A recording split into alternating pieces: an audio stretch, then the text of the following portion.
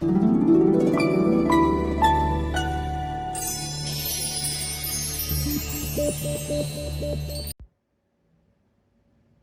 everyone.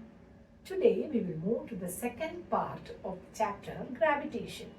So, what is happening while an apple is moving towards the earth? Is there any chance of the earth moving towards the apple, children? So, these are the things that we are going to discuss first today. So, the question to you is, the apple is moving towards the earth, but the earth is not moving towards the apple. But both are attracting each other, right? So, there is a confusion in your mind. Let us explain it with the help of Newton's second law.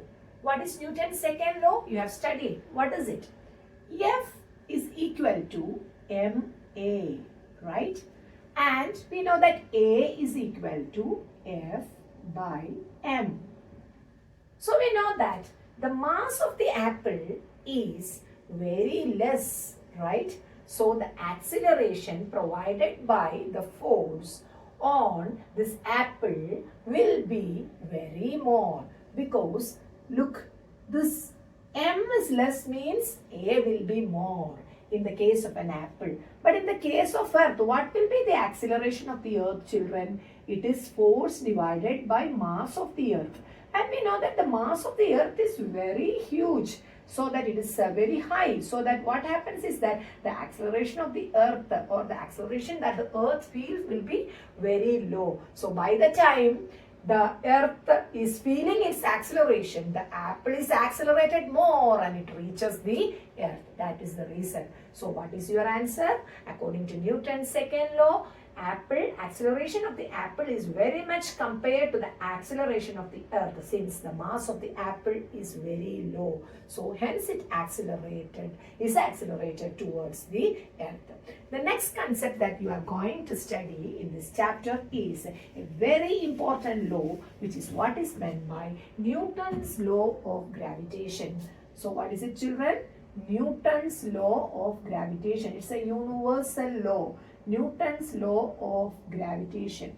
This universal law of gravitation is applied to all bodies on earth, and it is applied to in every planet. It is applied throughout in outer space. That is why it is called the Newton's universal law of gravitation. So let us just listen to the statement of Newton's universal law of gravitation. So what is Newton's universal law of gravitation? Just listen to it.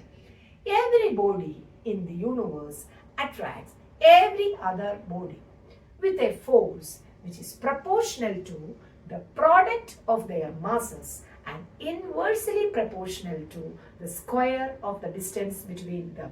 It seemed to be a very lengthy law, but when we go to its mathematical statement, it will become easy to study. So what I have told you, every body in the universe attracts every other body. It is between me and you, sitting at a very long distance. It is between the sun and the earth.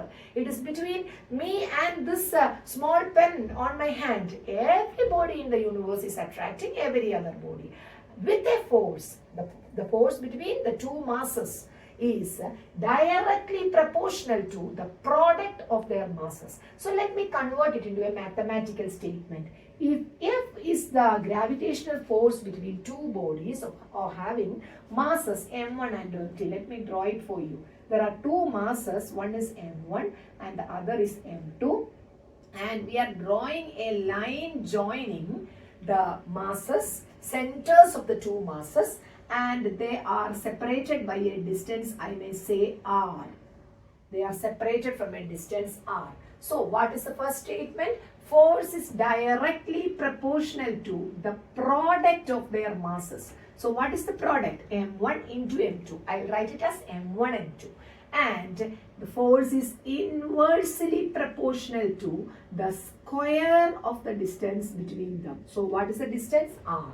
And it's inversely proportional to the square of the distance. So how will you convert it into a mathematical equation? In order to convert a proportionality to a mathematical equation, we all know that this can be multiplied with a constant. Here the constant capital G into m1 into m2 divided by r square. And this is the mathematical equation for Newton's law of gravitation. And this G is called the universal gravitation constant. Universal gravitation constant. So it is having a value actually. The value of capital G was found out as 6.67 into 10 raised to minus 11. So that is the value of capital G. And this capital G was found out by a scientist called Henry Cavendish. So what is it? The scientist who discovered or found out the value is Henry Cavendish, and the value is 6.67 into 10 raised to minus 11. Is this particular G have a unit? Just check about it. To find out the unit for G, what will you do? You have to create an equation from this. G is equal to, what is it? Fr square divided by m1 m2, isn't it? When we write an equation, G is equal to Fr square divided by m1 m2. So what is the unit for F? Tell me. It is Newton. What is the unit of distance square? It is meter square. m1 into m2, it is kilogram square. When this kilogram square goes up, what is it? Kilogram raised to minus 2. So what will be the value of this? It is 6.67 into 10 raised to minus 11 Newton meter square kilogram raised to minus 2. This is the value for universal gravitation constant. It's a constant. All together, everywhere, the universe, capital G is a constant. So you understood. It can be very minutely written like 6.673. 1 3 also is there in your textbook. 6.673 into 10 raised to minus 11 Newton meter square kilogram raised to minus 2. So we have studied what is Newton's law of gravitation, and this is the mathematical equation for Newton's law of gravitation, and the constant introduced is called the universal gravitation constant.